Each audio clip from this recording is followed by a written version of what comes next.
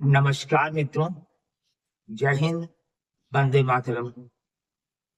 कल हम लोगों ने झारखंड के राजनीतिक उठापटक की बात की थी और कल मैंने आप लोगों से कहा था कि हम भारतवासियों को वेट करना चाहिए कि भविष्य में क्या होने वाला है।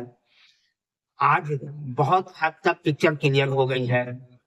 आज चंपई सोरेन ने क्लियर कर दिया है कि वो बीजेपी में शामिल नहीं हो रहे हैं और वो नई पार्टी बना रहे हैं और आजकल में वो अपनी पार्टी का नाम भी जब जाहिर कर देंगे। इस प्रकार झारखंड के राजनीति में एक नया अध्याय शुरू होने जा रहा है। एक तरफ हेमंत सोरेन की पार्टी कमजोर पड़ेगी और चंपई सोरेन जब अलग पार्टी बनाएंगे तो ऐसा हो सकता है कि वो कुछ सारी सीटों पर लड़े, जिससे वोट घटने का एक नया डर पैदा हो जाएगा। अर्थात झारखंड के भविष्य में जो चुनाव होने वाले हैं उसमें कुछ अजीबोगरीब घटनाएं देखने को मिलेगी। बीजेपी उनके साथ क्लियर हो गया कि अब मिलने नहीं जा रही है, इसलिए वह भी अलग तरीके से लड़ेगी और हो सकता है कि चुनाव के बाद गठबंधन करने की बात सोचे। ऐसा तब होगा जब बहुमत की प्राप्ति नहीं हो पाएगी।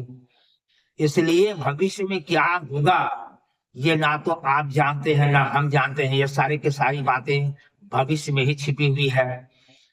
इसलिए मैं झारखंड के लोगों से यह निवेदन करूंगा कि हमारा राज्य हर मामले में भारत का सर्वश्रेष्ठ राज्य है।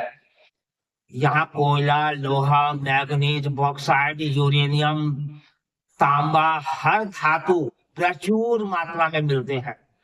कोयला के मामले में तो हम एकदम जो है भारत में नंबर 1 में आते हैं। लोहा के मामले में भी हमारा राज्य सर्वोच्च है। मैग्नीज, बॉक्साइट भी हमारे यहाँ खूब है। यानी ले देकर के अगर कहा जाए तो झारखंड भारत का रूट प्रदेश तो निश्चित है। ऐसे में हम में जापान बनने की अद्भुत क्षमता है। जापान जिस प्रकार से छोटा देश होते हुए भी विश्व का सबसे विकसित देश बना हुआ है, ये स्थिति हमारे झारखंड में ही है। एकदम जापान जैसी स्थिति है, बशर्ते जापान जैसे दूरदर्शी सरकार यहाँ केवल होने की आवश्यकता है। अगर जापान जैसा दूरदर्शी सरकार हमारे झारखंड में हो गई तो वह दिन दूर नहीं कि हम जापान बन जाएंगे। इसलिए मैं भारत के लोगों से, मैं झारखंड के लोगों से स्पेशली कहना चाहता हूं कि बहुत सारे पार्टी हमारे सामने चुनाव लड़ने जा रहे हैं। बीजेपी होंगे, चंपई सोरेन की पार्टी होगी, जेएमएम होंगी, आपका कांग्रेस होगा।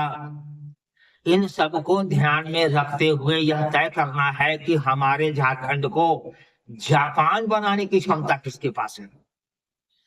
हमें एकदम दिमाग से डिवोटी होकर के उस पार्टी के ही बारे में सोचना चाहिए और जो भारत अपने झारखंड को जापान बनाने की क्षमता रखता है उसी पार्टी को जीत हासिल करानी चाहिए और विकास के मार्ग प्रशस्त करने चाहिए। इसलिए चुनाव के और 3 महीने रह गए हैं। मैं झारखंड के अपने भाइयों से कहना चाहूंगा कि आइए सब मिल करके झारखंड को जापान बनाने के लिए ऐसे सरकार को चुनकर लाएं जो जापान की तरह झारखंड का भविष्य जो है तय करे।